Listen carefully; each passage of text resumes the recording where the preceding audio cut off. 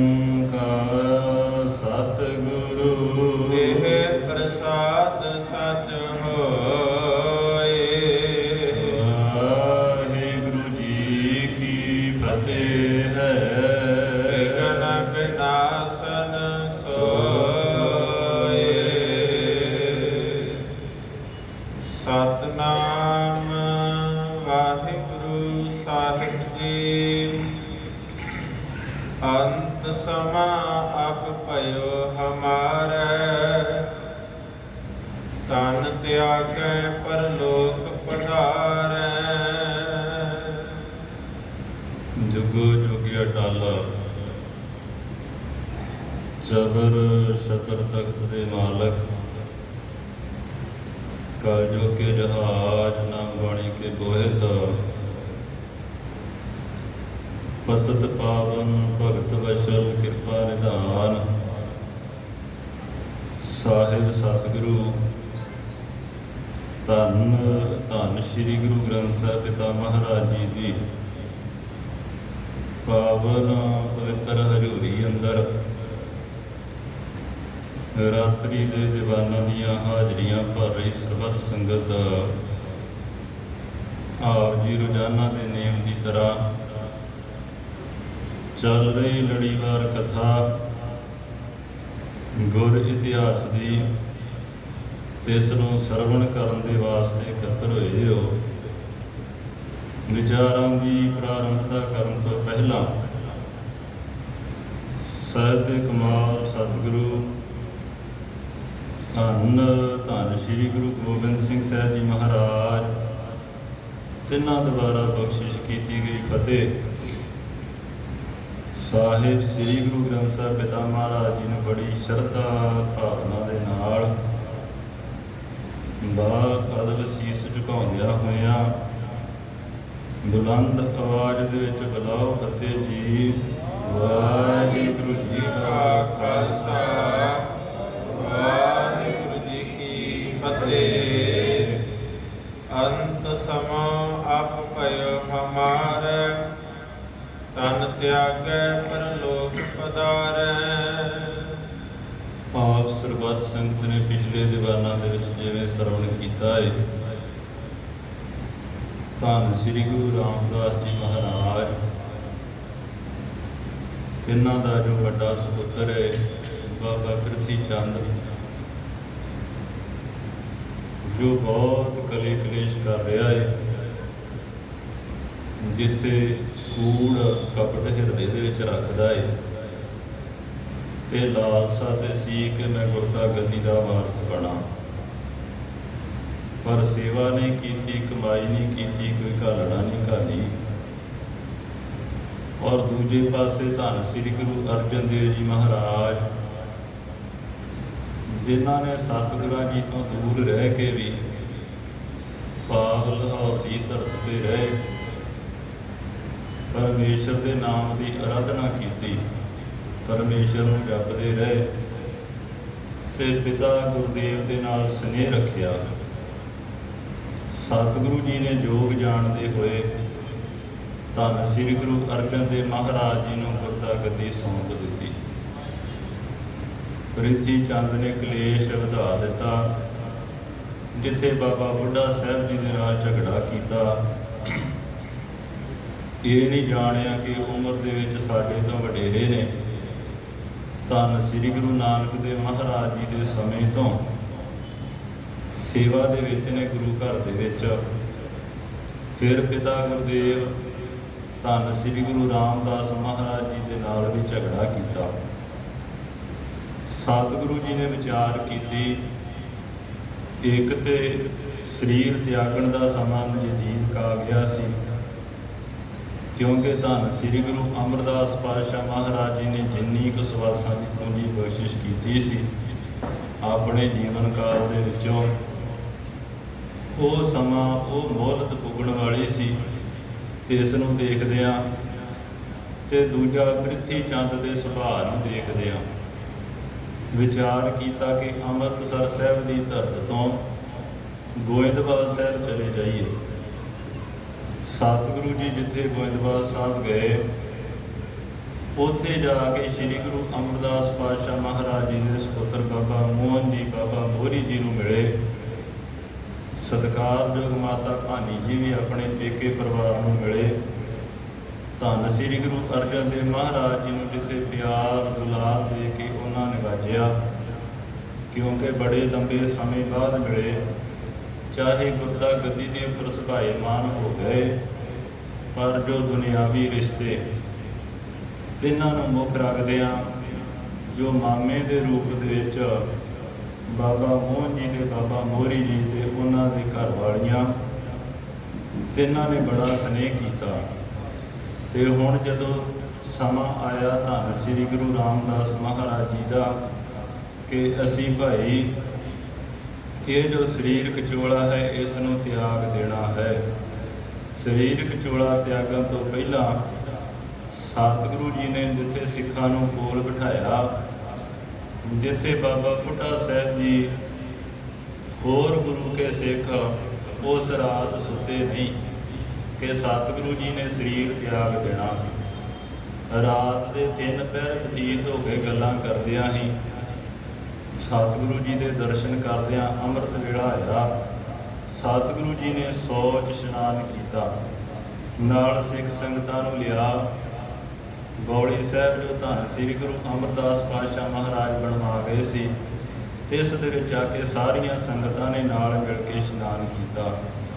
ਉਪਰੰਤ ਜਿਸ ਤਰ੍ਹਾਂ ਆਪਾਂ ਹੁਣ ਦੇਖਦੇ ਹਾਂ, ਅੰਮ੍ਰਿਤ ਵੇਲੇ ਦੇ ਦੀਵਾਨ ਸੱਜੇ, ਗੁਰੂ ਕੇ ਕੀਰਤਨੀਆਂ ਨੇ ਹਰ ਜਸ ਕੀਤਾ, ਆਸਾ ਕੀ ਵਾਰ ਦਾ ਗਾਇਨ ਕੀਤਾ, ਬੜੀ ਪ੍ਰਕਾਰ ਦੇ ਸ਼ਬਦ ਉਚਾਰਨ ਕੀਤੇ। ਉਪਰੰਤ ਸਮਾਪਤੀ ਹੋਈ, ਸਤਿਗੁਰੂ ਜੀ ਨੇ ਨਮਸਕਾਰ ਕੀਤੀ ਤੇ ਫਿਰ ਆਪਣੇ ਸਿੱਖਾਂ ਨੂੰ ਕਿਹਾ, ਸੁਨੋ ਸਿੱਖੋ ਤੁਮ ਸਤਿਗੁਰ ਪਿਆਰੇ, ਸਿਮਰੋ ਹਰ ਹਰ ਜਨਮ ਸੁਧਾਰੇ। ਕਿ ਹੇ ਪਿਆਰੇ ਸਿੱਖੋ, ਉਸ ਪਰਮੇਸ਼ਰ ਦੇ ਨਾਮ ਦੀ ਤੁਸੀਂ ਆਰਾਧਨਾ ਕਰਨੀ, ਗੁਰੂ ਗੁਰੂ ਜਪਣਾ।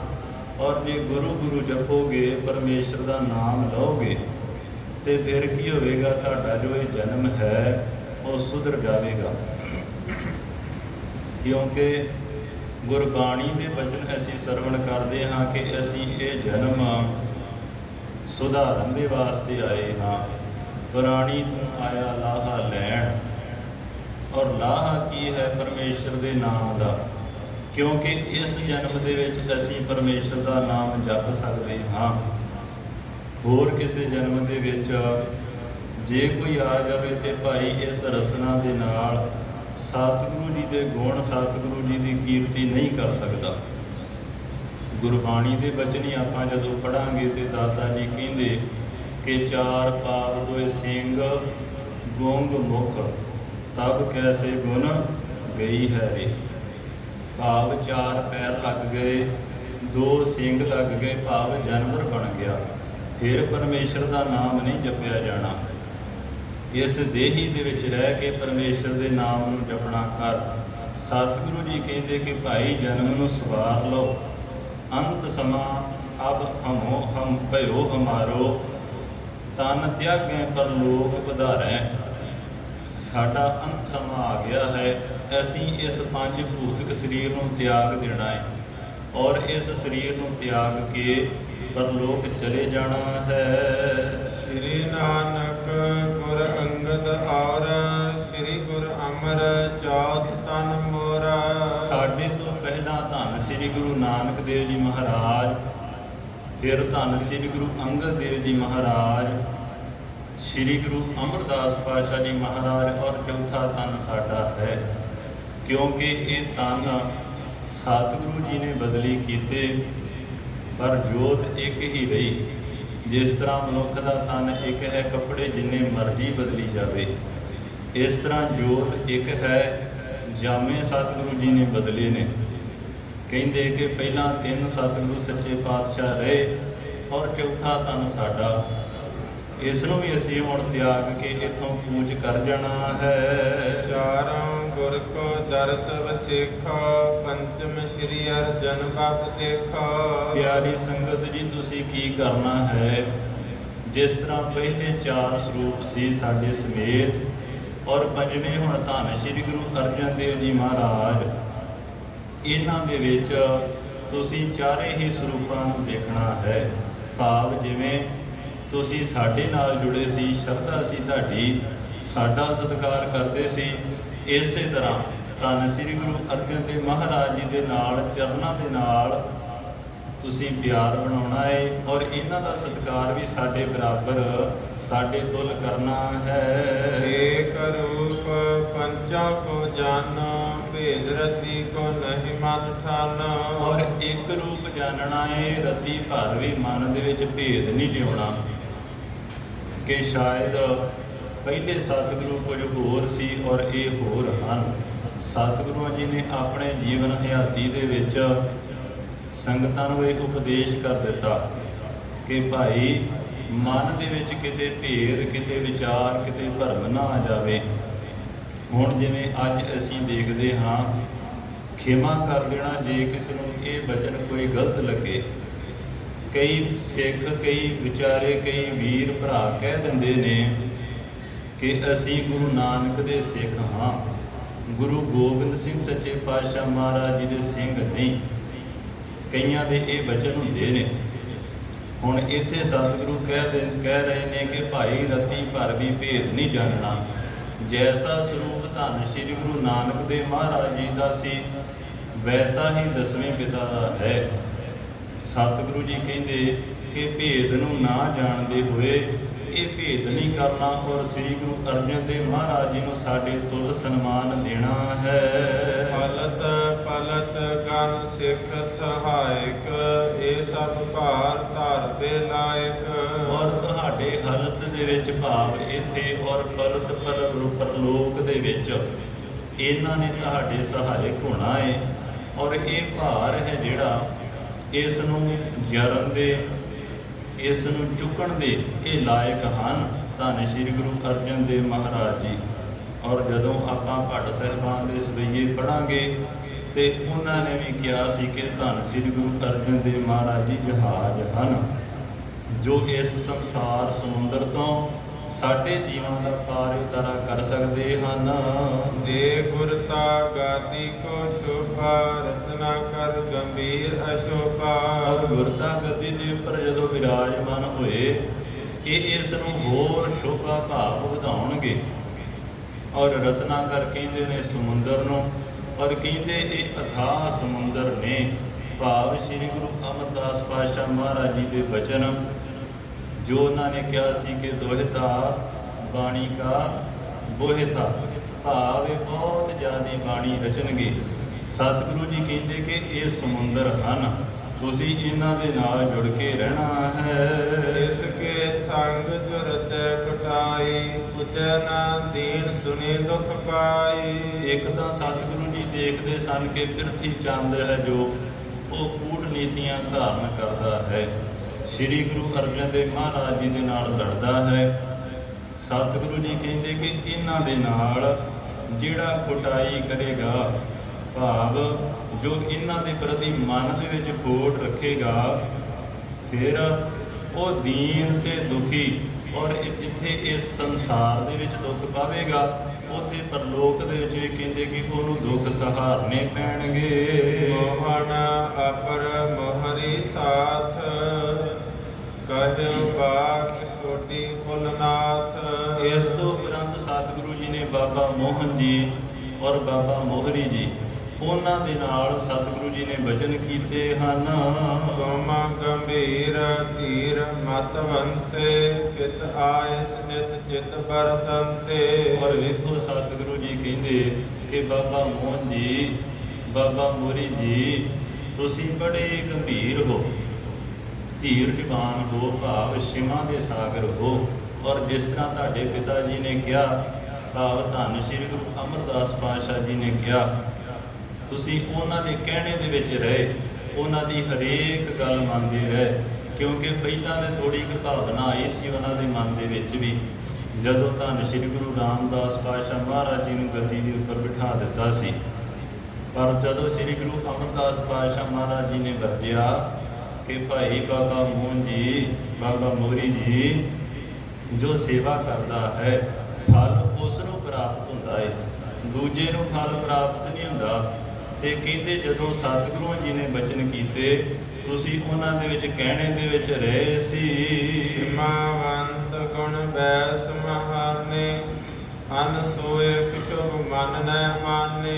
ਜਿੱਥੇ ਤੁਸੀਂ ਸ਼ਿਮਾਵੰਤ ਹੋ, ਤੁਹਾਡੇ ਵਿੱਚ ਬਹੁਤ ਜ਼ਿਆਦਾ ਗੁਣ ਹਨ, ਉੱਥੇ ਤੁਸੀਂ ਸਿਆਣੇ ਵੀ ਹੋ। ਤੁਸੀਂ ਜੋ ਗੁਰੂ ਘਰ ਦੇ ਵਿੱਚ ਵਰਤਦਾ ਹੈ, ਤੁਹਾਡੀ ਉਮਰਾਂ ਦੇ ਹਿਸਾਬ ਦੇ ਨਾਲ ਤੁਸੀਂ ਹੁਣ ਤੱਕ ਦੇਖਦੇ ਰਹੇ ਹੋ ਕਿ ਜਿਸ ਨੇ ਵੀ ਗੁਰੂ ਘਰ ਦੇ ਵਿੱਚ ਸੇਵਾ ਕੀਤੀ ਹੈ ਉਸ ਨੂੰ ਬਹੁਤ ਫਲ ਪ੍ਰਾਪਤ ਹੋਏ ਹਨ। ਸ੍ਰੀ ਅਰਜਨ ਮਨ ਪਰਮ ਪੁਨੀਤ ਤੁਮ ਅਨੁਸਾਰੀ ਵਰਤੈ ਨੀਤ। ਕਹਿੰਦੇ ਕਿ ਧੰਨ ਸ੍ਰੀ ਗੁਰੂ ਅਰਜਨ ਦੇਵ ਮਹਾਰਾਜ ਜੀ ਹਨ ਜੋ ਪਰਮ ਪੁਨੀਤ ਹਨ, ਭਾਵ ਇਹਨਾਂ ਦਾ ਜੋ ਹਿਰਦਾ ਹੈ ਉਹ ਸ਼ੁੱਧ ਹੈ, ਬਹੁਤ ਪਵਿੱਤਰ ਹੈ। ਇਹ ਨਹੀਂ ਜਾਣਦੇ ਕਿ ਕਿਹੜਾ ਭੇਦ ਕਿਸੇ ਤੋਂ ਲੁਕਾ ਕੇ ਰੱਖਣਾ ਹੈ, ਕੀ ਕਰਨਾ ਹੈ। ਜਿਵੇਂ ਇਨਸਾਨ ਕਈ ਵਾਰੀ ਚਲਾਕੀਆਂ ਕਰਦਾ ਹੈ, ਜਿਵੇਂ ਬਾਬਾ ਪ੍ਰਿਥੀ ਚੰਦ ਜੀ ਕਰਦੇ, ਕਹਿੰਦੇ ਕਿ ਇਹ ਮਨ ਕਰਕੇ ਪਵਿੱਤਰ ਹਨ, ਜਿਵੇਂ ਬਾਹਰੋਂ ਹਨ ਉਸੇ ਤਰ੍ਹਾਂ ਹੀ ਅੰਦਰੋਂ ਹਨ। ਔਰ ਕਹਿੰਦੇ ਕਿ ਤੁਸੀਂ ਸਿਆਣੇ ਹੋ, ਅਨੁਸਾਰੀ ਵਰਤੈ ਨੀਤ, ਇਹ ਤੁਹਾਡੇ ਅਨੁਸਾਰੀ ਰਹਿਣਗੇ। ਜਿਸ ਤਰ੍ਹਾਂ ਤੁਸੀਂ ਸਿਆਣੇ ਹੋ, ਤੁਸੀਂ ਜਿਸ ਤਰ੍ਹਾਂ ਕਹੋਗੇ ਇਹ ਆਪ ਜੀ ਦੀ ਆਗਿਆ ਦੇ ਵਿੱਚ ਰਹਿਣਗੇ। ਸ਼ੋਭ ਗੁਣ ਜਗਤ ਸੋ ਨਮਰ ਗੰਭੀਰ ਇਸ ਕਾ ਜਾਨ ਮੋਰ ਸਰੀਰ। ਇਹਨਾਂ ਦੇ ਵਿੱਚ ਬਹੁਤ ਜ਼ਿਆਦਾ ਗੁਣ ਹਨ, ਔਰ ਗੁਣ ਵੀ ਕਿਹੜੇ ਹਨ? ਸ਼ੁਭ, ਭਾਵ ਮਾੜੇ ਗੁਣ ਕੋਈ ਨਹੀਂ ਕਿ ਕੋਈ ਵਿਕਾਰ ਹੋਣ, ਕੋਈ ਕਲੇਸ਼ ਹੋਵੇ, ਕੋਈ ਕ੍ਰੋਧ ਹੋਵੇ, ਕੋਈ ਹੰਕਾਰ ਹੋਵੇ। ਕਹਿੰਦੇ ਨਹੀਂ, ਇਹਨਾਂ ਦੇ ਵਿੱਚ ਸ਼ੁਭ ਗੁਣ ਹਨ।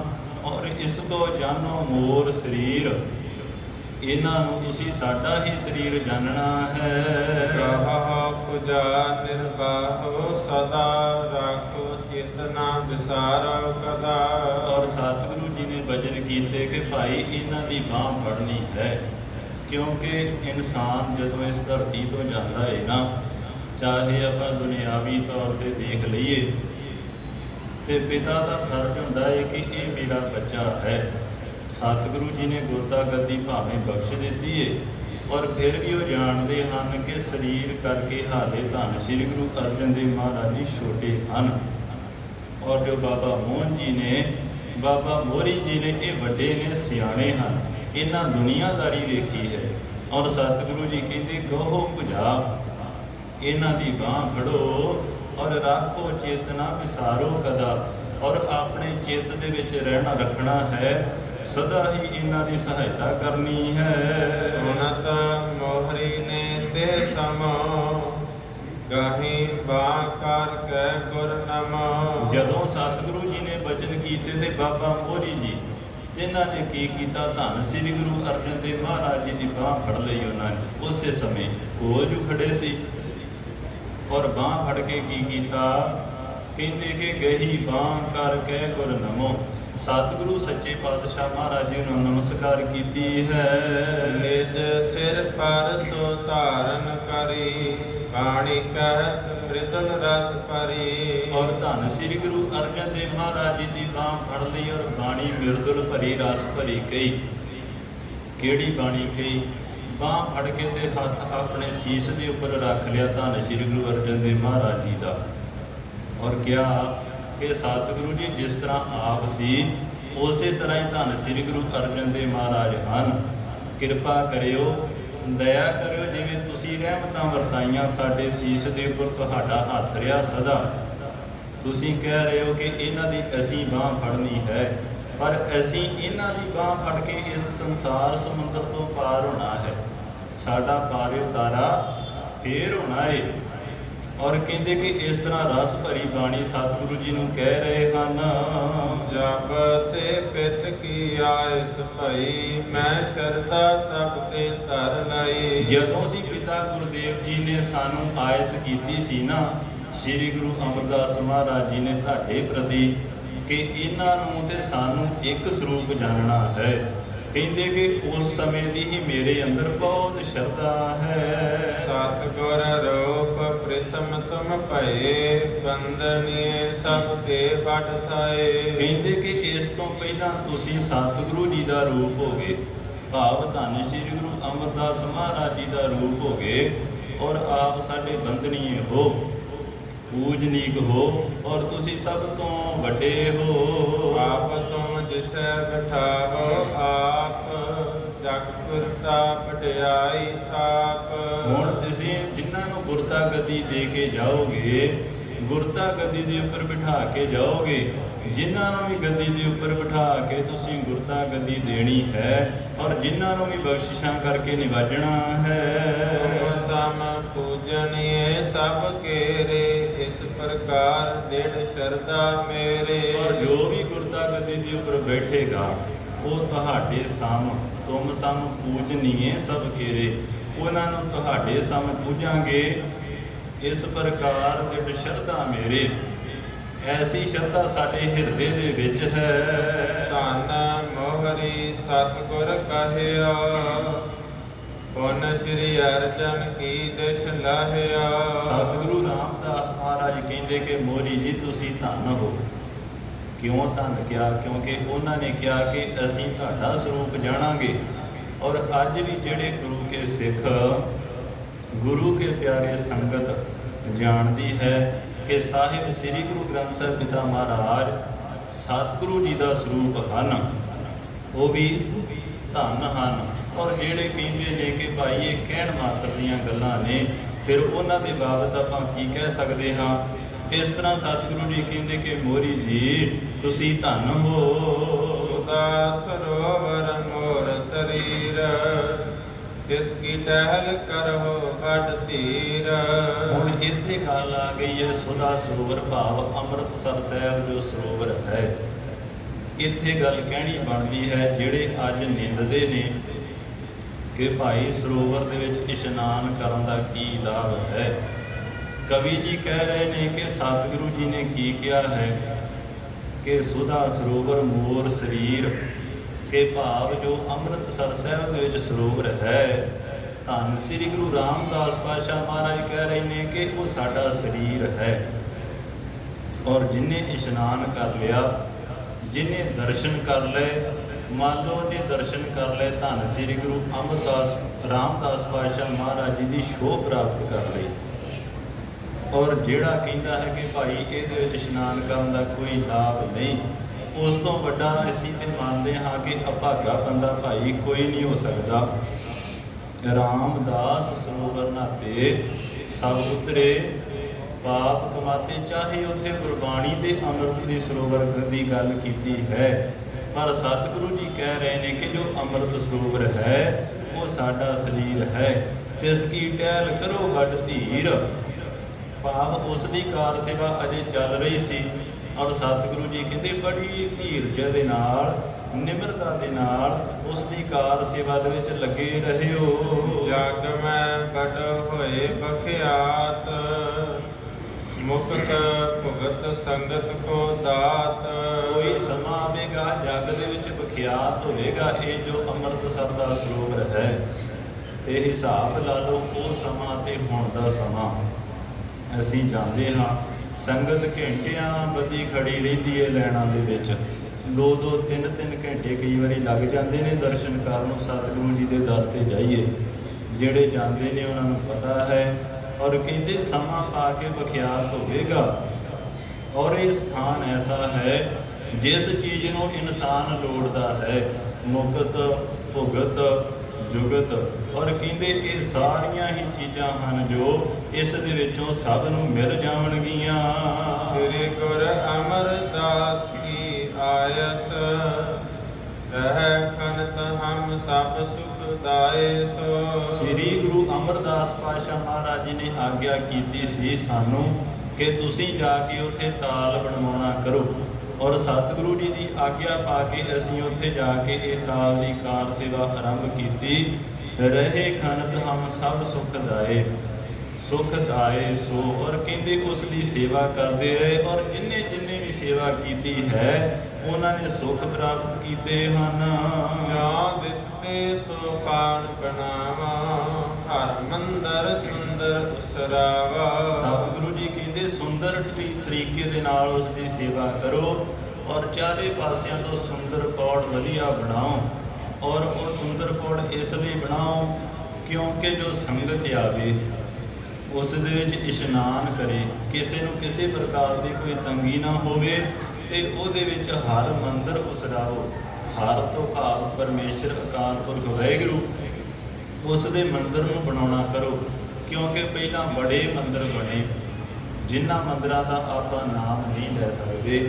ਹਿੰਦੂ ਧਰਮ ਦੇ ਵਿੱਚ ਵੀ ਵੀਰਾਂ ਦੇ ਜੋ ਪੂਜਨੀਏ ਹਨ ਉਹਨਾਂ ਦੇ ਵਾਸਤੇ ਜੋ ਮੰਦਰ ਬਣੇ ਨੇ, ਔਰ ਇੱਥੇ ਕਹਿੰਦੇ ਕਿ ਹਰੀ ਦਾ ਮੰਦਰ ਵੀ ਹੋਣਾ ਚਾਹੀਦਾ ਹੈ ਅਕਾਲ ਪੁਰਖ ਵਾਹਿਗੁਰੂ ਦਾ। ਕਹਿੰਦੇ ਉਹ ਸੁੰਦਰ ਸਰੋਵਰ ਦੇ ਵਿੱਚ ਹਰੀ ਦੇ ਮੰਦਰ ਨੂੰ ਬਣਵਾਉਣਾ ਕਰੋ। ਕਾਲ ਵਿਖੇ ਸੋਭਾ ਹੋਇਆ ਸੇ, ਹਰ ਬਿਮਾਨ ਚਿਤ ਨਭ ਮੈਂ ਜੈਸੇ। ਕਾਲ ਦੇ ਵਿੱਚ ਸਰੋਵਰ ਦੇ ਵਿੱਚ ਉਸ ਦੀ ਸ਼ੋਭਾ ਇਸ ਤਰ੍ਹਾਂ ਹੋਵੇ ਕਿ ਜਿਸ ਤਰ੍ਹਾਂ ਹਰੀ ਦਾ ਪਰਮੇਸ਼ਰ ਦਾ ਵਿਮਾਨ ਹੈ, ਭਾਵ ਨਭ ਦੇ ਵਿੱਚ ਆਕਾਸ਼ ਦੇ ਵਿੱਚ ਜਿਵੇਂ ਹਰੀ ਦਾ ਵਿਮਾਨ ਹੋਵੇ, ਇਸ ਤਰ੍ਹਾਂ ਜੋ ਉਹ ਮੰਦਰ ਹੈ ਉਹ ਸ਼ੋਭਨੀਕ ਹੋਣਾ ਚਾਹੀਦਾ ਹੈ। ਕਿਤੋਂ ਫਰਸ਼ ਬੈਠੂਰਜ ਮਨ ਕੇ, ਗੀਤ ਬਣਿਓ ਕਰ ਮਹਾ ਵਿਸ਼ਣ ਕੋ। ਕਹਿੰਦੇ ਕਿ ਜਿਸ ਤਰ੍ਹਾਂ ਫਰਸ਼ ਦੇ ਵਿੱਚ ਬੜੇ ਕੀਮਤੀ ਬੈਡੂਰਜ ਲਾਲ ਮਣੀਆਂ ਲੱਗੇ ਹੁੰਦੇ ਹਨ, ਇਸ ਤਰ੍ਹਾਂ ਕਹਿੰਦੇ ਉਹਦੀ ਸੇਵਾ ਕਰਵਾ ਕੇ ਹਰੇਕ ਪ੍ਰਕਾਰ ਦੇ ਨਾਲ ਕੀਮਤੀ ਚੀਜ਼ਾਂ ਹਨ ਜੋ ਉਹਦੇ ਵਿੱਚ ਲਗਾਉਣੀਆਂ ਕਰੋ। ਮਮ ਆਗਿਆ ਏ ਧਾਰੋ ਮਨ ਮੈਂ, ਨਿਤ ਪ੍ਰਤ ਰਹੀਏ ਰਚਨ ਜਤਨ ਮੈਂ। ਸਾਡੀ ਆਗਿਆ ਨੂੰ ਮਨ ਦੇ ਵਿੱਚ ਧਾਰਨ ਕਰਨਾ ਹੈ ਔਰ ਨਿਤ ਪ੍ਰਤ ਇਹ ਨਹੀਂ ਕਿ ਇੱਕ ਦਿਨ ਹਰ ਰੋਜ਼ ਹੀ ਉਸ ਨੂੰ ਰਚਨ ਦੇ ਵਿੱਚ ਯਤਨ ਕਰਦੇ ਰਹਿਣਾ ਹੈ। ਸੁਣ ਕਰ ਸ੍ਰੀ ਅਰਜਨ ਕਰ ਜੋਰ, ਕਰਨ ਕਰਾਵਨ ਮੈਂ ਤੁਮ ਜੋਰ। ਵੇਖੋ ਇਹਨੂੰ ਕਹਿੰਦੇ ਨੇ ਨਿਮਰਤਾ।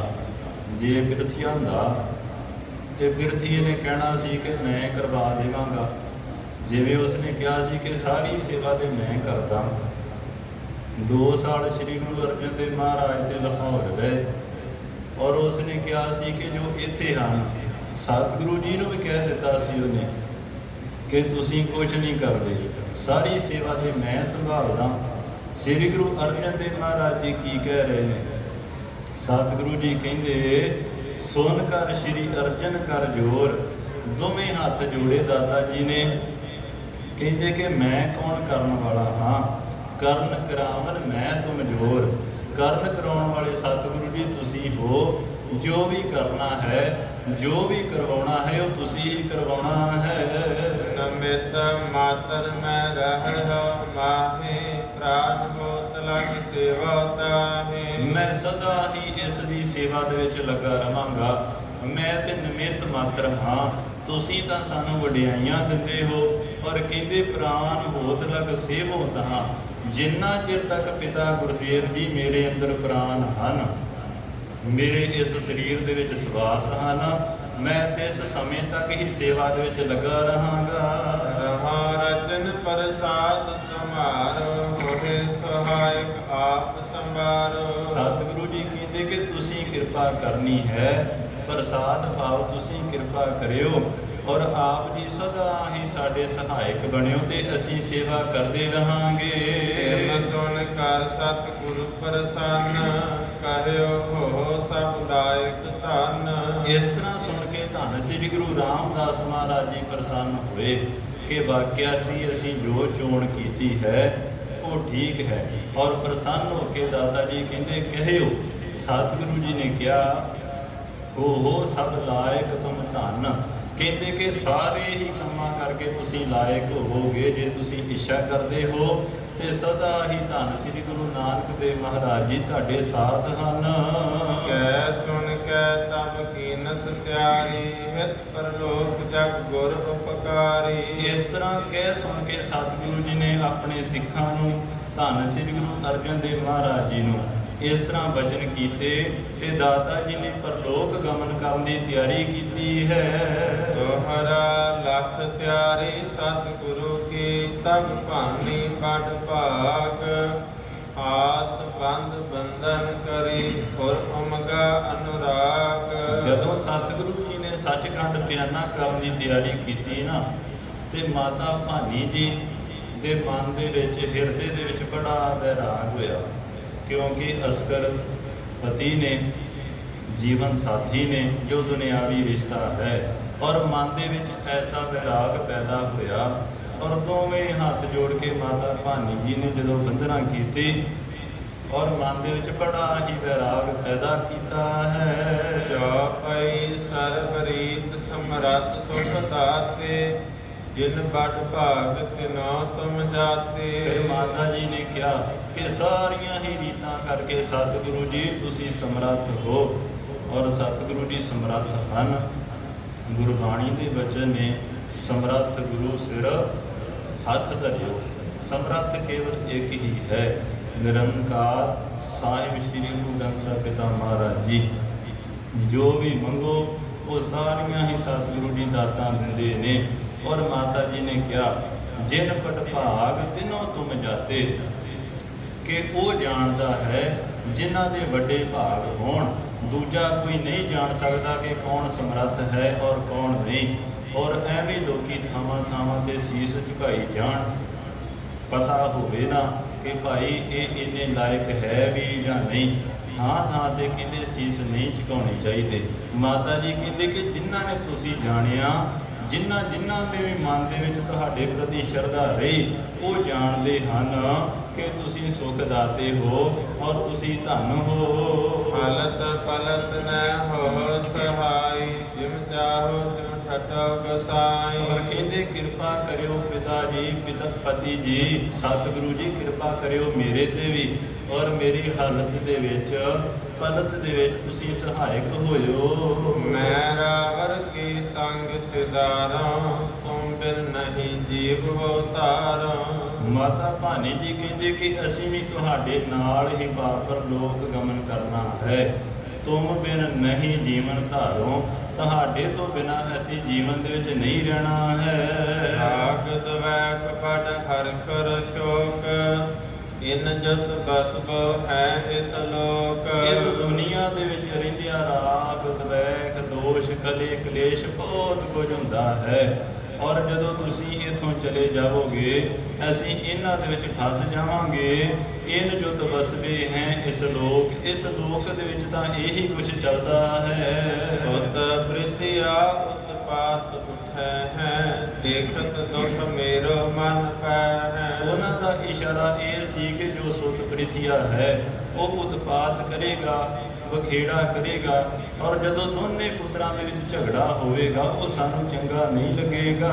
ਆਤ ਆਨੰਦ ਮੈਂ ਬਾਸ ਤੁਮਾਰੋ, ਬਸੋ ਸੰਗ ਮੈਂ ਚਿੰਤ ਨਿਵਾਰੋ। ਅਸੀਂ ਤੁਹਾਡੇ ਨਾਲ ਹੀ ਆਨੰਦ ਦੇ ਵਿੱਚ ਰਹਿਣਾ ਚਾਹੁੰਦੇ ਹਾਂ, ਸਦਾ ਹੀ ਤੁਹਾਡੇ ਨਾਲ ਰਹੇ। ਹੁਣ ਅੱਗੇ ਵੀ ਤੁਹਾਡੇ ਨਾਲ ਹੀ ਜਾਣਾ ਲੋਚਦੇ ਹਾਂ। ਸੁਣ ਪਾਨੀ ਤੇ ਕੋਮਲ ਬਾਣੀ, ਰਾਮਦਾਸ ਸਤਿਗੁਰੂ ਬਖਾਨੀ। ਜਦੋਂ ਮਾਤਾ ਭਾਨੀ ਜੀ ਨੇ ਇੰਨੇ ਬਚਨ ਕਹੇ ਨਾ ਕਿ ਅਸੀਂ ਵੀ ਜਾਣਾ ਏ, ਤੇ ਧੰਨ ਸ੍ਰੀ ਗੁਰੂ ਰਾਮਦਾਸ ਪਾਤਸ਼ਾਹ ਮਹਾਰਾਜ ਜੀ ਨੇ ਬਚਨ ਕੀਤੇ ਹਨ। ਮਹਾਦਸੇ ਸੁਨ ਭਾਗ ਮਹਾਨੀ, ਅਪਰ ਨ ਤ੍ਰੇ ਕੋ ਤੋਹੇ ਸਮਾਨੀ। ਸਤਿਗੁਰੂ ਜੀ ਕਹਿੰਦੇ ਮਾਂ ਜਸੇ, ਇਹ ਵੱਡੇ ਭਾਗ ਵਾਲੀ ਭਾਨੀ ਜੀ ਤੁਹਾਡੇ ਬਹੁਤ ਵੱਡੇ ਭਾਗ ਹਨ, ਤੁਹਾਡਾ ਬਹੁਤ ਜਸ ਹੈ। ਔਰ ਅਪਰ ਨਾ ਤ੍ਰਿਏ ਕਿ ਤੋਹੇ ਸਮਾਨੀ, ਭਾਵ ਤੁਹਾਡੇ ਸਮਾਨ ਹੋਰ ਕੋਈ ਇਸਤਰੀ ਨਹੀਂ ਹੈ। ਸ੍ਰੀ ਗੁਰ ਅਮਰਦਾਸ ਪਿਤ ਜਿਸ ਕੇ, ਕੌਣ ਪਟੰਤਰ ਕਹੀਐ ਤਿਸ ਕੇ। ਕਹਿੰਦੇ ਕਿ ਜਿਨ੍ਹਾਂ ਦੇ ਪਿਤਾ ਜੀ ਧੰਨ ਸ੍ਰੀ ਗੁਰੂ ਅਮਰਦਾਸ ਪਾਤਸ਼ਾਹ ਜੀ ਮਹਾਰਾਜ ਹਨ। ਔਰ ਕਹਿੰਦੇ ਫਿਰ ਉਹਨਾਂ ਦੇ ਤੁਲ ਕੌਣ ਹੋ ਸਕਦਾ ਹੈ। ਕਹਿੰਦੇ ਤੁਹਾਡੇ ਪਿਤਾ ਜੀ ਧੰਨ ਸ੍ਰੀ ਗੁਰੂ ਅਮਰਦਾਸ ਪਾਤਸ਼ਾਹ ਮਹਾਰਾਜ ਜੀ ਨੇ ਕੌਣ ਪਟੰਤਰ ਕਹੀਏ ਤਿਸ ਕੇ, ਫਿਰ ਉਹਨਾਂ ਦੇ ਬਰਾਬਰ, ਉਹਨਾਂ ਦੀ ਬਰਾਬਰੀ ਕੋਈ ਨਹੀਂ ਕਰ ਸਕਦਾ। ਪੁਨ ਤਵ ਪਰ ਪ੍ਰਸੰਨ ਹਮ ਰਹੇ, ਮਾਨੈ ਤਥਾ ਜਥਾ ਬਚ ਕਹੈ। ਉਸ ਤੋਂ ਬਾਅਦ ਸਾਹਿਬ ਸ੍ਰੀ ਗੁਰੂ ਅਮਰਦਾਸ ਪਾਤਸ਼ਾਹ ਮਹਾਰਾਜ ਜੀ ਨੇ ਸਾਡੇ ਵਿੱਚ ਜੋਤ ਜਗਾ ਦਿੱਤੀ।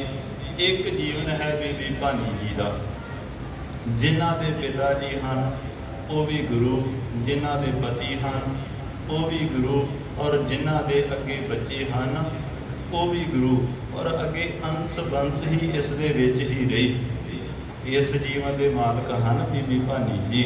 ਔਰ ਕਹਿੰਦੇ ਕਿ ਜਿਨ੍ਹਾਂ ਦੇ ਤੁਸੀਂ ਸਾਡੇ ਨਾਲ ਰਹੇ ਸਰੀਰ ਦੇ ਵਿੱਚ, ਪਹਿਲਾਂ ਪਿਤਾ ਗੁਰਦੇਵ ਦੀਆਂ ਖੁਸ਼ੀਆਂ ਮਾਣੀਆਂ ਔਰ ਫਿਰ ਸਾਡੇ ਨਾਲ ਰਹੇ, ਤੇ ਜੋ ਵੀ ਤੁਹਾਨੂੰ ਬਚਨ ਕਰਦੇ ਸਾਂ ਜੀਵਨ ਦੇ ਵਿੱਚ ਤੁਸੀਂ ਕਦੇ ਵੀ ਨਹੀਂ ਮੋੜਿਆ। ਸ੍ਰੀ ਅਰਜਨ ਪਾ ਪੁੱਤਰ ਪ੍ਰਵੀਨਾ, ਸੋਢੀ ਕੁਲ ਜਿਨ ਉਜਲ ਕੀਨਾ। ਹੁਣ ਤੁਹਾਡੇ ਸੁਪੁੱਤਰ ਧੰਨ ਸ੍ਰੀ ਗੁਰੂ ਅਰਜਨ ਦੇਵ ਮਹਾਰਾਜ ਜੀ ਹਨ, ਜਿਨ੍ਹਾਂ ਨੇ ਸੋਢੀਆਂ ਦੀ ਕੁਲ ਨੂੰ ਪ੍ਰਵੀਨ ਉੱਚਾ ਚਮਕਾਉਣਾ ਹੈ। ਰਾਖੀ ਗੁਰਤਾ ਕੀਰ ਜਟਾਈ, ਅਪਰ ਬੰਸ ਤੇ ਰਾਖ ਹਟਾਈ। ਸਭ ਤੋਂ ਵੱਡੀ ਗੱਲ ਕਿ ਤੁਸੀਂ ਬੇਨਤੀ ਕੀਤੀ, ਗੁਰਤਾ ਗੱਦੀ ਨੂੰ ਘਰ ਦੇ ਵਿੱਚ ਰੱਖ ਲਿਆ ਔਰ ਤੁਹਾਡੇ ਛੋਟੇ ਸੁਪੁੱਤਰ ਨੂੰ ਗੁਰਤਾ ਗੱਦੀ ਮਿਲ ਗਈ ਹੈ। ਤੇਰੋ ਸਫਲ ਜਨਮ ਜਗ ਭਇਓ, ਕਰਵੇ ਉਚਿਤ ਸਕਲ ਕਰ ਲਇਓ। ਔਰ ਸਤਿਗੁਰੂ ਜੀ ਕਹਿੰਦੇ ਵੇਖੋ ਭਾਨੀ ਜੀ, ਤੁਹਾਡਾ ਜਨਮ ਸੀ ਜੋ ਉਹ ਸਫਲ ਹੋ ਗਿਆ, ਤੁਸੀਂ ਜੋ ਕਰਨਾ ਸੀ ਉਹ ਕਰ ਦਿੱਤਾ ਹੈ। ਭਾਵ ਇੱਕ ਤਾਂ ਤੁਸੀਂ ਵਰ ਲੈ ਲਿਆ ਕਿ ਭਾਈ ਗੁਰਤਾ ਗੱਦੀ ਘਰ ਦੇ ਵਿੱਚ ਰਹਿਣੀ ਚਾਹੀਦੀ ਹੈ, ਔਰ ਦੂਜਾ ਤੁਸੀਂ ਸਾਡੀ ਵੀ ਸੇਵਾ ਕੀਤੀ ਔਰ ਕਹਿੰਦੇ ਤੁਹਾਡਾ ਜੋ ਜਨਮ ਹੈ ਉਹ ਸਫਲ ਹੈ। ਮਨ ਸੁਖੇ ਨਹੀਂ ਤਨ ਕੋ ਤਿਆਗ, ਆਏ ਮਿਲੇ ਹਮ ਸੋ ਬੜ ਭਾਗ। ਤੁਸੀਂ ਸੌਖੇ ਹੀ ਤਨ ਨੂੰ ਤਿਆਗ ਦੇਣਾ ਹੈ ਔਰ ਤੁਹਾਡੇ ਵੱਡੇ ਭਾਗ ਹਨ, ਉਸ ਤੋਂ ਉਪਰੰਤ ਤੁਸੀਂ ਸਾਡੇ ਕੋਲ ਆ ਜਾਣਾ ਹੈ। ਹਰਿ ਸ਼ੋਕ ਅਰ ਰਾਗ ਜੁਗ ਵੈਸ, ਅਬ ਤੈ ਤੋਹੇ ਨ ਹੋਏ ਨਿਸ਼ੈਸ। ਸਤਿਗੁਰੂ ਜੀ ਨੇ ਬਚਨ ਕਰ ਦਿੱਤੇ ਕਿ ਹਰਖ ਸ਼ੋਕ ਰਾਗ ਦਵੈਸ਼ ਅੱਜ ਤੋਂ ਬਾਅਦ ਤੁਹਾਨੂੰ ਨਹੀਂ ਸਤਾਵਣਗੇ। ਇਹ ਸਤਿਗੁਰੂ ਜੀ ਨੇ ਬਚਨ ਕੀਤੇ ਹਨ। ਹਿਮ ਧੀਰਜ ਦੇ ਕਰ ਸੁਖ ਰਾਸ, ਦੇਖਿਓ ਦਿਸ ਪੁੱਟੇ ਗੁਰਦਾਸ। ਇਸ ਤਰ੍ਹਾਂ ਮਾਤਾ ਭਾਨੀ ਜੀ ਨੂੰ ਧੀਰਜ ਦੇ ਕੇ ਸਤਿਗੁਰੂ ਸੱਚੇ ਪਾਤਸ਼ਾਹ ਜੀ ਨੇ ਬਾਬਾ ਬੁੱਢਾ ਜੀ ਵੱਲ ਵੇਖਣਾ ਕੀਤਾ। ਸ੍ਰੀ ਅਰਜਨ ਹਿਤ ਕੈ ਸਭ ਏਕੋ, ਬਾਹਰ ਗੁਰੂ ਸੋਢੀ ਕਲ ਟੀਕੇ। ਔਰ ਜਿੱਥੇ ਬਾਬਾ ਬੁੱਢਾ ਜੀ ਵੱਲ ਦੇਖਿਆ ਉੱਥੇ ਧੰਨ ਜੋ ਭਾਈ ਗੁਰਦਾਸ ਜੀ ਤਿੰਨਾਂ ਦੇ ਵੱਲ ਵੀ ਦੇਖਣਾ ਕੀਤਾ। ਔਰ ਉਸ ਤੋਂ ਉਪਰੰਤ ਸ਼੍ਰੀ ਅਰਜਨ ਹਿਤ ਕਹਿ ਸਭ ਹੀ ਕੋ, ਸਤਿਗੁਰੂ ਧੰਨ ਸ਼੍ਰੀ ਗੁਰੂ ਅਰਜਨ ਦੇਵ ਮਹਾਰਾਜ ਜੀ ਦੇ ਹਿੱਤ ਦੇ ਬਾਬਤ ਕਹਿਣਾ ਕੀਤਾ ਹੈ। ਰਚਿਓ ਕੁਸ਼ਾਸਨ ਭਾਰਤ ਵਿਤ ਹੋ ਕੈ, ਪਾਡੇ ਮੁਖ ਕੋ ਸਾਧਨ ਕਹਿ ਕੈ। ਔਰ ਕਹਿੰਦੇ ਕਿ ਫਿਰ ਜੋ ਸਤਿਗੁਰੂ ਜੀ ਨੇ ਸਰੀਰ ਤਿਆਗਣਾ ਸੀ ਨਾ, ਔਰ ਸਤਿਗੁਰੂ ਜੀ ਕਹਿੰਦੇ ਲੇਟ ਗਏ ਔਰ ਆਪਣੇ ਸਰੀਰ ਦੇ ਉੱਪਰ ਸਤਿਗੁਰੂ ਜੀ ਨੇ ਜੋ ਚਿੱਟਾ ਵਸਤਰ ਸੀ ਕਹਿੰਦੇ ਉਹ ਸਰੀਰ ਦੇ ਉੱਪਰ ਧਾਰਨ ਕਰ ਲਿਆ ਹੈ। ਹੁਣ ਅਗਲੇ ਦੀਵਾਨਾਂ ਦੇ ਵਿੱਚ ਆਪਾਂ ਸਰਵਣ ਕਰਾਂਗੇ ਕਿ ਕਿਸ ਤਰ੍ਹਾਂ ਸਤਿਗੁਰੂ ਪਾਤਸ਼ਾਹ ਮਹਾਰਾਜ ਜੀ ਨੇ ਸਰੀਰ ਤਿਆਗਣਾ ਹੈ ਔਰ ਕਿਸ ਤਰ੍ਹਾਂ ਪਿੱਛੋਂ ਫਿਰ ਸੰਗਤ ਨੇ ਗੁਰੂ ਦਾ ਜਾਪ ਕਰਨਾ ਹੈ, ਉਸ ਦੀ ਅਰਾਧਨਾ ਕਰਨੀ ਹੈ। ਅੱਜ 12 ਸਤੰਬਰ ਹੈ। ਅੱਜ ਦਾ ਦਿਹਾੜਾ ਹੈ ਜੋ 12 ਸਤੰਬਰ ਤੇ 1897 ਦੇ ਵਿੱਚ ਜੋ ਸਾਰਾਗੜ੍ਹੀ ਦਾ ਇਤਿਹਾਸ ਆਪ ਜੀ ਜਾਣਦੇ ਹੋ।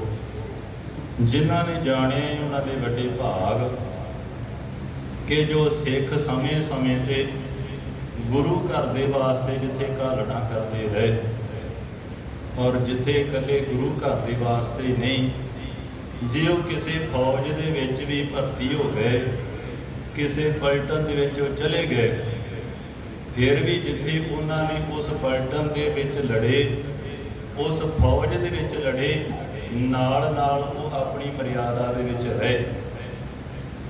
ਮਰਿਆਦਾ ਦੇ ਵਿੱਚ ਕਿਵੇਂ ਰਹੇ? ਕਿਉਂਕਿ ਇੱਕ ਸਿੱਖ ਧਰਮ ਦੇ ਵਿੱਚ ਸਿੱਖ ਐਸੇ ਹਨ, ਜਦੋਂ ਇਹ ਲੜਦੇ ਨੇ ਨਾ, ਇਹ ਕਦੇ ਇਹ ਨਹੀਂ ਦੇਖਦੇ ਕਿ ਅਸੀਂ ਤਨਖਾਹ ਤੇ ਹਾਂ, ਕਦੇ ਇਹ ਨਹੀਂ ਦੇਖਦੇ ਕਿ ਅਸੀਂ ਕਿਸੇ ਦੀ ਨੌਕਰੀ ਕਰਦੇ ਪਏ ਹਾਂ। ਜਿਹੜੇ ਸ੍ਰੀ ਅੰਮ੍ਰਿਤਸਰ ਸਾਹਿਬ ਜਾਂਦੇ ਨੇ ਉਹ ਜ਼ਰੂਰ ਜਾਇਓ ਭਾਈ, ਆਪਣੇ ਬੱਚਿਆਂ ਨੂੰ ਵੀ ਨਾਲ ਲੈ ਕੇ। ਉਹ ਅਸਥਾਨ ਜੋ ਧੰਨ ਬਾਬਾ ਦੀਪ ਸਿੰਘ ਜੀ ਮਹਾਰਾਜ ਯੋਧੇ ਸ਼ਹੀਦ, ਉਹਨਾਂ ਦੇ ਲਾਗੇ ਸਥਾਨ ਬਣਿਆ ਹੈ ਰਾਮਸਰ, ਉਸ ਦੇ ਸਾਹਮਣੇ ਸਥਾਨ ਹੈ ਸਾਰਾਗੜ੍ਹੀ। ਇਹਨਾਂ ਸ਼ਹੀਦਾਂ ਦੀ ਯਾਦ ਦੇ ਵਿੱਚ ਉਹ ਬਣਾਇਆ ਗਿਆ। ਇਹ ਇਤਿਹਾਸ ਜਦੋਂ ਲਿਖਿਆ ਹੈ ਨਾ, ਇਸ ਇਤਿਹਾਸ ਦੇ ਵਿੱਚ ਕੁਝ ਐਸੇ ਪੰਨੇ ਹਨ ਜਿਹੜੇ ਸਾਡੇ ਕੋਲੋਂ ਭਾਈ ਛੁਪਾਏ ਗਏ, ਕਿਉਂਕਿ ਇਸ ਇਤਿਹਾਸ ਦੇ ਵਿੱਚ 21 ਸਿੱਖ ਸਨ। ਜਰਨੈਲ ਈਸ਼ਰ ਸਿੰਘ ਜੀ ਔਰ ਉਹਨਾਂ ਦੇ ਜਿੱਥੇ ਵਿੱਚ ਨਾਲ ਮੁੱਖ ਸਿੰਘ ਰਹੇ ਬਾਬਾ ਜਿਵੇਂ ਗੁਰਮੁਖ ਸਿੰਘ ਜੀ, ਬਾਬਾ ਦਇਆ ਸਿੰਘ ਜੀ, ਰਣ ਸਿੰਘ ਜੀ ਇਤਿਆਦਿਕ ਹੋਰ ਵੀ ਸਿੰਘ, ਸਾਰਿਆਂ ਦੇ ਸਮੇਤ 21 ਸਿੱਖ ਸਨ। ਔਰ ਇਹ ਜੋ ਅੰਗਰੇਜ਼ਾਂ ਦੀ ਫੌਜ ਦੇ ਵਿੱਚ ਭਰਤੀ ਹੋ ਗਏ, ਔਰ ਉਸ ਫੌਜ ਨੇ ਜੋ 2 ਪਹਾੜੀਆਂ ਨੇ, ਗੁਲਿਸਤਾਨ ਹੈ ਇੱਕ ਪਹਾੜੀ ਦਾ ਨਾਮ, ਔਰ ਉਹਨਾਂ ਪਹਾੜੀਆਂ ਦੇ ਵਿੱਚ ਇੱਕ ਦੂਸਰੀ ਪਹਾੜੀ ਦਾ ਨਾਮ ਹੈ ਲੋਕਹਾਟ। 2 ਪਹਾੜੀਆਂ ਦੇ ਵਿਚਕਾਰ ਸਥਿਤ ਹੈ ਪਹਾੜੀ ਜਿੱਥੇ ਸਾਰਾਗੜ੍ਹੀ ਦਾ ਕਿਲ੍ਹਾ ਹੈ। ਔਰ ਇਹ ਕਿਲ੍ਹਾ ਅੰਗਰੇਜ਼ਾਂ ਨੇ ਨਹੀਂ ਸਥਾਪਿਤ ਕੀਤਾ, ਇਹ ਕਿਲ੍ਹਾ ਸਥਾਪਿਤ ਕੀਤਾ ਸੀ ਹਰੀ ਸਿੰਘ ਨਲੂਆ ਜੀ ਹੋਣਾ ਨੇ। ਜਦੋਂ ਉਹਨਾਂ ਨੇ ਜੰਮੂ ਤੋਂ ਲੈ ਕੇ ਅਟਕ ਤੱਕ ਇਹ ਸਾਰਾ ਹੀ ਕਿਲ੍ਹਾ ਹੈ, ਜੋ ਸਾਰਾ ਹੀ ਜੋ ਇਹ ਜਗ੍ਹਾ ਹੈ ਫਤਿਹ ਕਰ ਲਈ। ਔਰ ਇਹ ਜਗ੍ਹਾ ਫਤਿਹ ਕਰਨ ਤੋਂ ਉਪਰੰਤ ਉਹਨਾਂ ਨੇ 143 ਪਿੰਡ ਵਸਾਏ ਇਸ ਸਾਰੀ ਜਗ੍ਹਾ ਦੇ ਵਿੱਚ, ਜਿਹੜਾ ਇਤਿਹਾਸ ਸਾਨੂੰ ਦੱਸਿਆ ਨਹੀਂ ਜਾਂਦਾ। ਔਰ ਲੇਖਕ ਨੇ ਬੜਾ ਵਧੀਆ ਲਿਖਿਆ, ਉਸਨੇ ਸਾਰੀਆਂ ਗੱਲਾਂ ਖੁੱਲ੍ਹ ਕੇ ਲਿਖੀਆਂ। ਪਿੱਛੇ ਆਪਾਂ ਜੋ ਸਮਾਂ ਲੰਘ ਕੇ ਗਿਆ ਉਹਦੇ ਵਿੱਚ ਦੇਖਦੇ ਹਾਂ ਕਿ ਸਾਰਾਗੜ੍ਹੀ ਦੇ ਉੱਪਰ ਇੱਕ ਫਿਲਮ ਵੀ ਬਣੀ, ਤੇ ਜਿਨ੍ਹਾਂ ਦੀ ਪਹੁੰਚ ਪੈਂਦੀ ਹੈ, ਇਹ ਨਹੀਂ ਇਕੱਲੀ ਗੁਰੂ ਘਰ ਦੇ ਵਿੱਚ ਆ ਕੇ ਸੇਵਾ ਕਰਨੀ ਹੈ, ਇਹ ਵੀ ਸੇਵਾ ਹੈ ਇੱਕ ਕਰਨ ਵਾਲੀ। ਉਹ ਲੇਖਕ ਲਿਖਦਾ ਹੈ ਕਿ ਜਦੋਂ ਸਾਰਾਗੜ੍ਹੀ ਵਾਲੀ ਫਿਲਮ ਬਣਨ ਲੱਗੀ ਸੀ ਨਾ, ਤੇ ਮੈਂ ਉਹਨਾਂ ਦੇ ਡਾਇਰੈਕਟਰ ਨੂੰ ਫੋਨ ਕੀਤਾ ਕਿ ਭਾਈ ਸਾਡੀ ਕਿਰਦਾਰਕੁਸ਼ੀ ਨਾ ਕਰਿਓ, ਕਿਤੇ ਸਿੱਖਾਂ ਨੂੰ ਐਸਾ ਨਾ ਦਿਖਾ ਦਿਓ ਕਿ ਇਹ ਕੇਵਲ ਨੌਕਰੀ ਦੇ ਖਾਤਰ, ਪੈਸੇ ਦੀ ਖਾਤਰ ਲੜਦੇ ਰਹੇ। ਸਾਡਾ ਕਿਰਦਾਰ ਹੈ ਜੋ ਉਹ ਤੁਸੀਂ ਦਿਖਾਉਣਾ ਹੈ ਇਸ ਫਿਲਮ ਦੇ ਵਿੱਚ। ਔਰ ਕਹਿੰਦੇ ਕਿ ਜਦੋਂ 47 ਦੀ ਵੰਡ ਹੋਈ ਨਾ, ਉਹਨੇ ਕਿਤਾਬ ਲਿਖੀ ਹੈ ਸੰਤਾਪ 1947, ਭਾਵ ਇਹ ਜੋ ਸੰਤਾਪ ਅਸੀਂ ਝੱਲਿਆ, ਇਹਦੇ ਵਿੱਚ ਉਹਨੇ ਬਕਾਇਦਾ ਸਾਰਾ ਹੀ ਲਿਖਿਆ ਕਿ 143 ਪਿੰਡ ਵਸਾਏ ਸੀ ਹਰੀ ਸਿੰਘ ਨਲੂਆ ਜੀ ਹੋਣਾ ਨੇ। ਔਰ ਜਦੋਂ ਅਸੀਂ ਜੇ ਲਾਹੌਰ ਵੱਲ ਵੇਖੀਏ, ਜਿੱਥੇ ਸਾਨੂੰ ਮਹਾਰਾਜਾ ਰਣਜੀਤ ਸਿੰਘ ਦੀ ਯਾਦ ਆਉਂਦੀ ਆ, ਅਟਕ ਵੱਲ ਦੇਖੀਏ ਤੇ ਅਕਾਲੀ ਫੂਲਾ ਸਿੰਘ ਜੀ ਦੀ ਯਾਦ ਆਉਂਦੀ ਆ, ਸਾਰਾਗੜ੍ਹੀ ਦੇ ਕਿਲ੍ਹੇ ਵੱਲ ਦੇਖੀਏ ਤੇ ਹਰੀ ਸਿੰਘ ਨਲੂਏ ਦੀ ਯਾਦ ਆਉਂਦੀ ਆ, ਜਿਹੜੇ ਐਸੇ ਯੋਧੇ ਰਹੇ ਜੇ ਜਦੋਂ ਸ਼ਹੀਦ ਵੀ ਹੋ ਗਏ ਤੇ ਮਗਰੋਂ ਵੀ ਲੋਕ ਥਰ-ਥਰ ਕੰਬਦੇ ਸੀ। ਔਰ ਕਹਿੰਦੇ ਕਿ ਜਦੋਂ 1947 ਦੀ ਵੰਡ ਹੋਈ ਨਾ, 15 ਅਗਸਤ 1947, ਉਸ ਤੋਂ ਉਪਰੰਤ ਜਦੋਂ ਇਹ ਇਲਾਕਿਆਂ ਦੀ ਵੰਡ ਹੋ ਜਾਂਦੀ ਏ ਤੇ 23 ਅਕਤੂਬਰ 1947 ਨੂੰ ਨਹਿਰੂ ਤੇ ਜਿਨਾਹ, ਇਹਨਾਂ ਨੇ ਜਿਹੜੇ 143 ਪਿੰਡ ਸਨ ਨਾ, ਉਹਨਾਂ ਦੇ ਵਿੱਚ ਜਿੰਨੇ ਵੀ ਸਿੱਖ ਸਨ ਉਹ ਸਾਰਿਆਂ ਨੂੰ ਕੋਹ ਕੇ ਮਾਰਿਆ। ਜਿੱਥੇ 1947 ਦਾ ਸੰਤਾਪ ਆਪਾਂ ਇੱਧਰ ਭੋਗਿਆ, ਉੱਥੇ ਕਹਿੰਦੇ ਕਿ ਉੱਥੇ ਜਿਹੜੇ 143 ਪਿੰਡ, ਉਹਨਾਂ ਦਾ ਸੰਤਾਪ ਵੀ ਸਾਨੂੰ ਝੱਲਣਾ ਪਿਆ। ਤੇ ਫਿਰ ਉੱਥੇ ਜਿਹੜੇ ਉਹ ਫਿਲਸਤੀਨੀ ਸਨ, ਜਿਹੜੇ ਵੀ ਉਹ ਲੜਦੇ ਰਹੇ, ਉਹਨਾਂ ਦੇ ਨਾਲ ਲੜਨ ਦੇ ਵਾਸਤੇ ਸਿੱਖਾਂ ਨੇ ਵੇਖੋ ਕੀ ਕੀਤਾ। ਜਿਹੜਾ ਮੁਜ਼ੱਫਰਨਗਰ ਹੈ, ਮੁਜ਼ੱਫਰਾਬਾਦ ਹੈ, ਸੰਤ ਪ੍ਰੇਮ ਸਿੰਘ ਜੀ ਮੁਰਾਲੇ ਵਾਲੇ ਜਿਨ੍ਹਾਂ ਦਾ ਉੱਥੇ ਡੇਰਾ ਹੋਇਆ ਕਰਦਾ ਸੀ, ਉਸ ਜਗ੍ਹਾ ਤੇ ਕਹਿੰਦੇ ਸਿੱਖ ਸਨ, ਤੇ ਉਹਨਾਂ 25 ਸਿੱਖਾਂ ਨੇ ਲੜਨ ਦੇ ਵਾਸਤੇ ਉਹਨਾਂ ਫਲਸਤੀਨੀਆਂ ਦੇ ਨਾਲ, ਯਹੂਦੀਆਂ ਦੇ ਨਾਲ ਆਪਣੀਆਂ ਜੋ ਬਹੂ ਬੇਟੀਆਂ ਧੀਆਂ ਸਨ, ਤੇ ਇਹਨਾਂ ਨੂੰ ਹੱਥੀਂ ਕਤਲ ਕਰਨਾ ਪਿਆ ਕਿ ਕਿਤੇ ਇਹਨਾਂ ਦੀ ਬੇਪਤੀ ਨਾ ਹੋਵੇ। ਔਰ ਫਿਰ ਉਹਨਾਂ ਦੇ ਨਾਲ ਲੜੇ ਤੇ ਪਰ ਗੋਡੇ ਨਹੀਂ ਟੇਕੇ।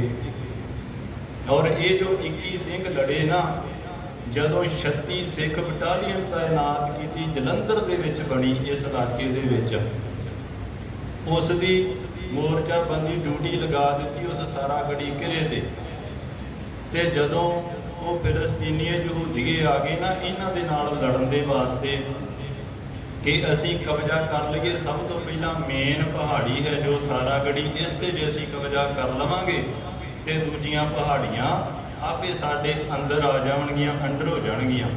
ਕਿਉਂਕਿ ਅੰਗਰੇਜ਼ਾਂ ਨੇ ਇਹਨਾਂ ਨੂੰ ਤਾਂ ਸਥਾਪਿਤ ਕੀਤਾ ਸੀ ਕਿ ਉਹ ਅੰਗਰੇਜ਼ਾਂ ਨੂੰ ਲੁੱਟ ਲਿਆ ਕਰਦੇ ਸੀ। ਤੇ ਫਿਰ ਇੱਕ ਸਿੱਖ ਕੌਮ, ਸਿੱਖ ਰੈਜੀਮੈਂਟ ਐਸੀ ਹੈ, ਅੱਜ ਵੀ ਅਸੀਂ ਦੇਖਦੇ ਹਾਂ ਬਾਰਡਰ ਤੇ ਲਾ ਲਓ, ਕਿਤੇ ਵੀ ਚੱਲ ਜਾਓ, ਜਿੱਥੇ ਸਿੱਖ ਜਾ ਕੇ ਅੜ ਜਾਂਦੇ ਨੇ ਉੱਥੇ ਕੋਈ ਨਹੀਂ ਅੜਦਾ। ਇਹਨਾਂ ਦਾ ਕਿਰਦਾਰ ਐਸਾ ਹੈ।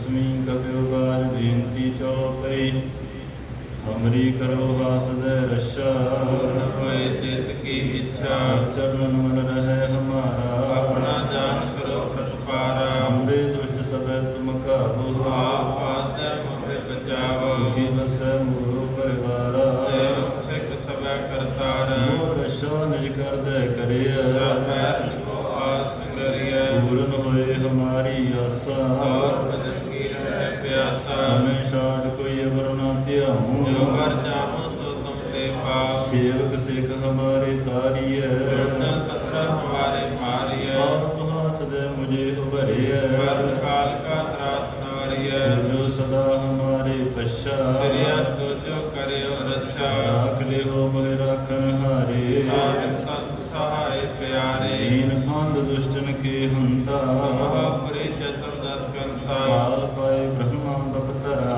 काल पाए शिवजू अवतरा काल पाए कर विष्णु प्रकाशा सकल काल का किया तमाशा जवन काल जोगी शिव कियो वेद राज ब्रह्मा जो थियो जवन काल सब लोक सवारा नमस्कार है तारे हमारा जवन काल सब जगत बनायो देव जय जशन उपजायो आद अंत एक अवतारा सोई गुरु समझियो हमारा नमस्कार तसही को हमारी सकल प्रजा दुनिया सवारी शिव कन को शिव गुण सुख दियो सतरण को पल मोपद कियो घट घट के अंतर की जानत भले भले की पीर पशानत चीटी ते कुंचर असथूला पर कृपा दृष्ट कर फूला संतन दुख पाए ते दुखी आए साधन के सुखी एक एक की पीर पशानै पट पट की पट पट की जाने जागृत करख करा कर तारा प्रजा तरतब दे अपारा जब्या करख करत हो कब हूँ मैं मित दे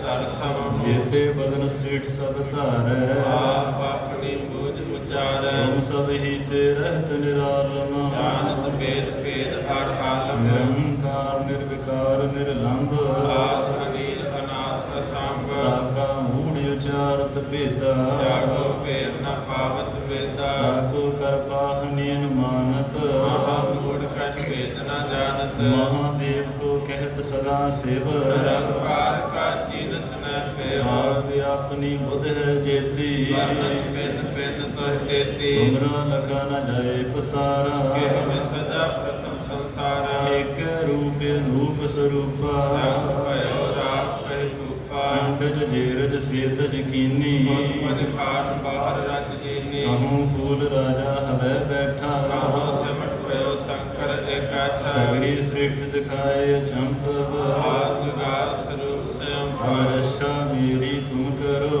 सिख बात सिख संगरो दुष्ट जिते उठवति उत्पाता सकल क्लेश करो रण खाता जे अस्तुज तब शरणी परे जिनके दुष्ट दुख द्वय मरे पुरख जबन पग परे तिहारे जिनके तुम संकट सब टारे जो कल को एक बार त्यह काके है काल निकन है रक्षा हुए ताहि सब काला दुष्ट अरिष्ट टरे तत्काला कृपा दृष्ट तन जाहि निहर हो ताके ताप तनक मोह हर हो रिद सिद्ध कर्मो सब होई दुष्ट शास्त्र सकै न कोई एक बार जिन तुम्हें संभारा काल पास देता है दोबारा जिन नर नाम तिहारो कहा दास दुष्ट दोख तेरा खड्ग केत में शरण तिहारी आप आत ले हो उबारी सर्व ठौर मोह हो सहाई